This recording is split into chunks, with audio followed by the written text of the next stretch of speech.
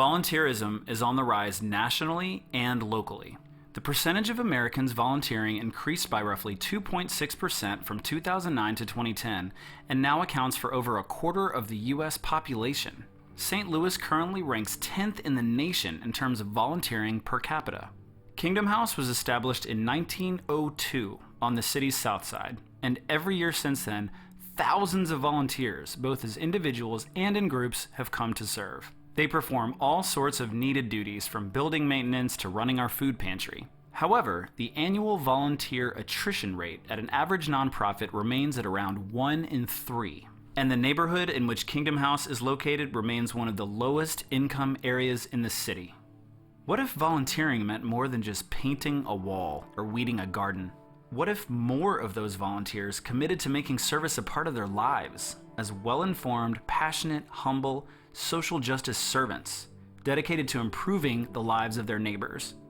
The traditional approach to volunteering casts the served as other, someone to be helped in one's spare time, interacted with, but not befriended. This approach enables the volunteer to remain detached from the served and shortchanges the possibility of truly transformative relationship and enrichment of both served and servant.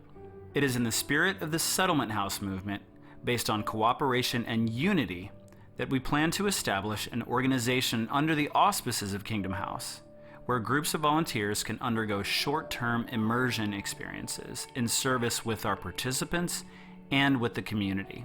Unlike traditional short-term mission projects or trips, where a group identifies a need that they can address on behalf of those being served, this model would allow for the servant or volunteer to be destabilized and reoriented towards the served as fellow humans, as brothers and sisters, creating transformative change for all.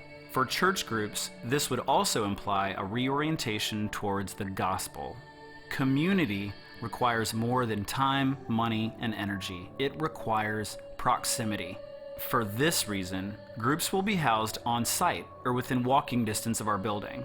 There will be workshops, simulated life activities, and other educational experiences built into the work time, so that volunteers begin to understand the experience of living in poverty.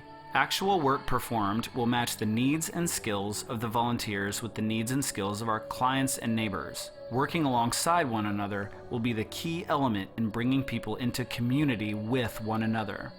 What if real volunteerism, real service, meant using our unique skills to take on obstacles that could only be tackled by us? What if we stopped seeing the poverty around us and started seeing the poverty within ourselves? What if we stopped adding up our volunteer time on our resumes and let serving truly become a part of who we are and what we do with our lives? After the group leaves, their work has just begun. A full-time director of advocacy will remain in touch to assist the group in actualizing an advocacy plan that they will have developed for themselves during their stay. St. Louis area groups will be guided towards social justice efforts already underway in the local nonprofit community, while out-of-town groups will receive ongoing encouragement to utilize the tools and blueprints provided for further developing and actualizing their advocacy plan. All volunteers will go forth with an intentional focus towards building on the work and the change within that began during their experience. It is this continuing work and this individual change that will change our city.